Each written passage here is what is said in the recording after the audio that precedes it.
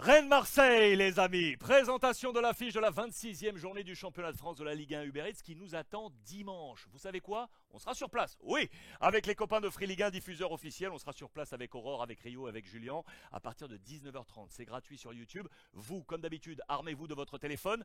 Téléchargez l'application Free Ligue 1. C'est gratuit. Je vous le rappelle encore et encore, quel que soit votre opérateur, c'est gratos. Et vous aurez ainsi tous les buts quasiment en temps réel et le résumé de la rencontre 15 minutes après le coup de sifflet final. Pour présenter ce match, comme d'habitude, on va repartir sur le panorama du match aller. Marseille était encore engagé en Ligue des Champions. Marseille était au devant, au contact, au nombre de points avec le Paris Saint-Germain. Et juste avant de recevoir Rennes, Marseille battait Lille. Après avoir été mené 1-0, victoire de Buzyn avec Samuel Gigot qui le disait.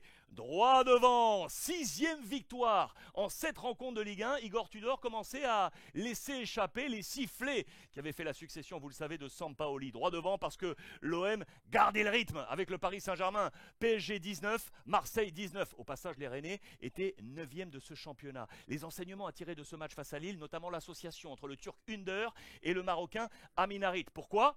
Densité de calendrier avec la Ligue des Champions et du coup, Igor Tudor avait déjà utilisé 21 titulaires différents. Seul Nice en avait plus avec 22. On était à la recherche de ce 11 idéal du côté de Igor Tudor dans sa leçon de savoir-faire. Avec ce jeu de mots, on parlait déjà de cette méthode dure physiquement, mentalement, dont on reparle encore aujourd'hui, vous le savez, avec la défaite cuisante face au Paris Saint-Germain et l'élimination en Coupe de France face à Annecy. De son côté, Rennes, avant ce match aller, s'imposait 5-0 face à la JOCR avec au passage cette passe décisive de Steve Mandanda, l'ancien Marseillais, pour tête qui allait marquer l'un de ses buts de ce match. On a hâte de retrouver d'ailleurs Steve Mandanda face à l'Olympique de Marseille. Igor Tudor, Marseille, engagé toujours à ce moment-là en Ligue des Champions. Souvenez-vous dans ce groupe, le premier Sporting Portugal, Tottenham, Marseille et l'Eintracht Francfort. C'était un match décisif face aux Allemands au Vélodrome pour espérer encore se qualifier. Mais le signe indien était là, souvenez-vous.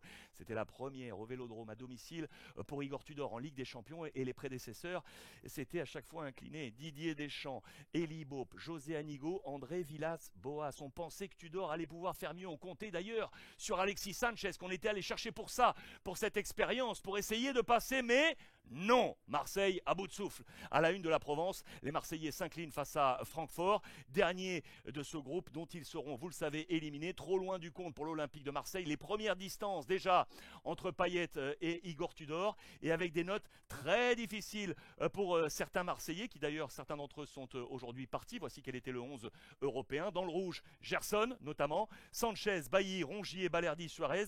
Seul point positif, Paul Lopez, le gardien de l'Olympique de Marseille dans les colonnes de l'équipe déjà mal barré. Et puis un trio offensif qui ne trouvait pas la mesure. Tudor, Gerson, Payet, associé avec Sanchez.